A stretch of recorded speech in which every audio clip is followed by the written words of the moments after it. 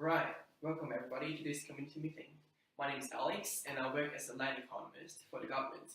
We have a representative from the community, a developer, and a planner, and myself. We will be discussing outcome 2 of Plan Melbourne with a specific focus on a proposed permanent urban growth zone. G'day all, I'm Harry. I'm G'day. a 40-year-old man who's renting in the local area. Got a family of 4, including a wife and 2 young kids. I'm a sole income earner and I'm looking to finally purchase a house for my family. After reading through Plan Melbourne 2050, I have some concerns.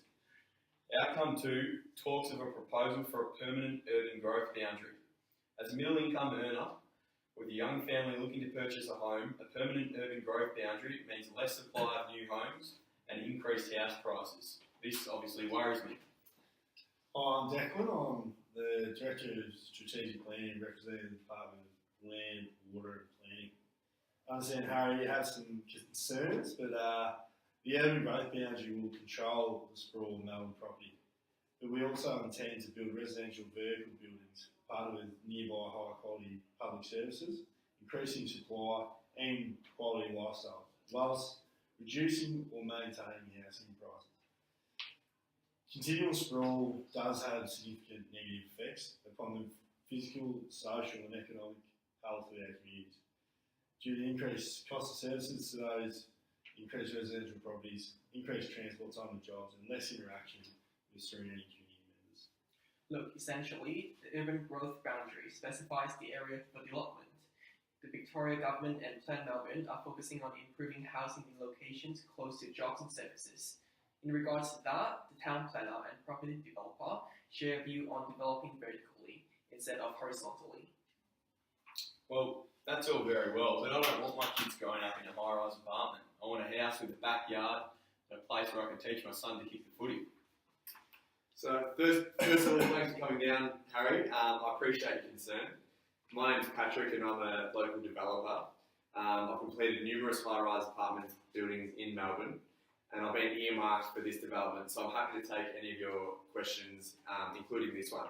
So I understand that there's a negative stigma that comes with families living in apartments. However, we have had numerous meetings with the government and planning authorities and can assure you that medium and higher density living will be of high quality. We have been instructed that all apartment complexes will have minimum size and quality criteria to provide the feeling of that of a suburban family home. We'll be providing homes for families rather than accommodation for students and young people, which has often been the case with recent high-rise developments. Nearby parks and community facilities will provide ample space for young and old to get out and be active and social with neighbours. From a planning point of view, we do reflect Patrick's comments. In addition to the residential development, we tend to offer associated retail and commercial facilities, for localised shopping, commercial professional occupancies with end-of-trip features to allow workers like yourself to walk and cycle to work, increasing physical activity and livability in your area. Well, that all sounds nice and fancy, but how am I going to afford one of those apartments in the first place?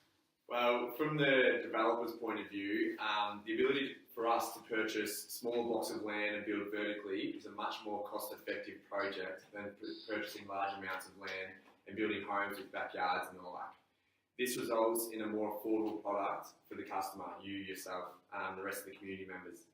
Another benefit for community members is that this approach will support greater housing diversity and offer better access to service and jobs. It will encourage the right mix of housing by enabling local residents to downsize or upsize without leaving their neighbourhood. And just to add to that, we intend to develop property stock at an unprecedented level, increasing the supply of apartments, reducing competition within that area, for which middle-income earners like yourself have previously been priced out of. The housing stock will be constructed upon a case-by-case basis, reducing the risk of devaluation of your purchased apartment or any other constructed or existing apartment. Furthermore, from an economical perspective, you can save money on commuting costs due to living closer to your workplace. Secondly, there is an opportunity to save on necessary services due to increased competition of nearby service providers. Look, to be frank, mate, I don't really want to live in an apartment with hundreds of other people. But here's the reality of living in an Australian major city. Melbourne is currently accommodating approximately 4.7 million people and is growing at a faster rate than any other city in Australia. The population in Melbourne is predicted to hit 5 million in 3 years. It will surpass Sydney to be Australia's most populated capital by 2030, reaching almost 8 million by 2050. This means to live in Melbourne basically is to live close to other people. The urban growth boundary is indeed a form of planning control to alleviate pressure from population growth. Although the great Australian dream with 1,000 square metres is a goal for everyone, it is not an alternative for social and economic growth in a sustainable manner. For Melbourne to remain a livable city for all its citizens, the supply of affordable housing needs to be increased. A range of housing types needs to be developed within suburbs across Melbourne, not just in urban areas, to improve local affordability for homeowners and renters. I understand your point, but will these apartments have enough space to accommodate my young growing family? Like most families, we sort of need 4 bedrooms and 2 living areas to live comfortably. While in place building and zoning specifications will influence constructed buildings to accommodate for your young family, for whom do require the extended space. We intend to develop residential towers emulating the one suburban environment.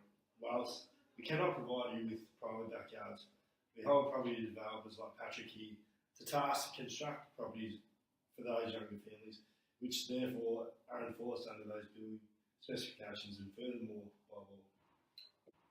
Well, currently, as I said before, I'm working in the suburbs. So what's the point in moving to an inner city apartment if I'm just going to commute back out to the suburbs for work?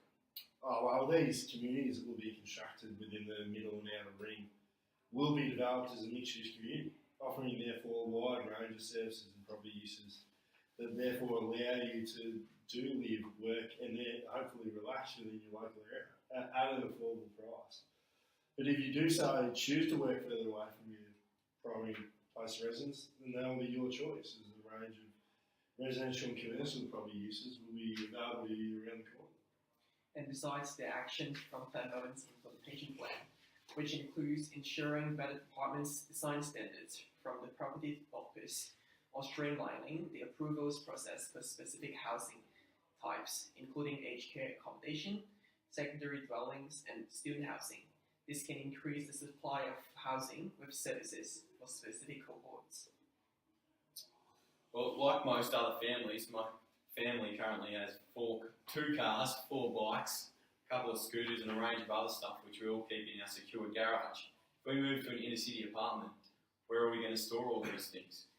So, like all previous apartment complexes that we've built, the development will be fitted with a garage, which includes storage areas and a specific secure storage unit for bicycles.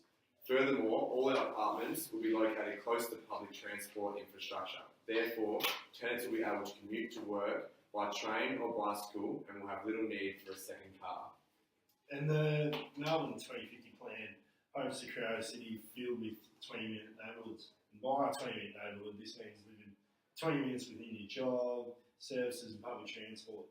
This reduces commuting time, your living costs, and therefore increases your own welfare and that of your family. Once we do get 20-minute communities established within Melbourne, there will be no need for your family to possess so many cars and scooters and whatever you have within your primary place of residence due to the available network. But we all came in because you had a few questions, but do you have any more? I think you've answered most of my questions. I'll have to take some time to think about it. I'm still not sold. I'll go home to the wife and have a discussion. Thank you. Thanks, Eric. Right. Thanks everyone for coming to this meeting and contributing to this robust discussion. Thank you. Thanks for watching the latest community meeting. The next Plan Melbourne community meeting will be held in 6 months' time. Location and time will be confirmed in the local leader closer to the date. For more information regarding Melbourne planning schemes, please contact Urban Planner Declan Foote on the email shown below or go to www.planmelbourne.vic.gov.au.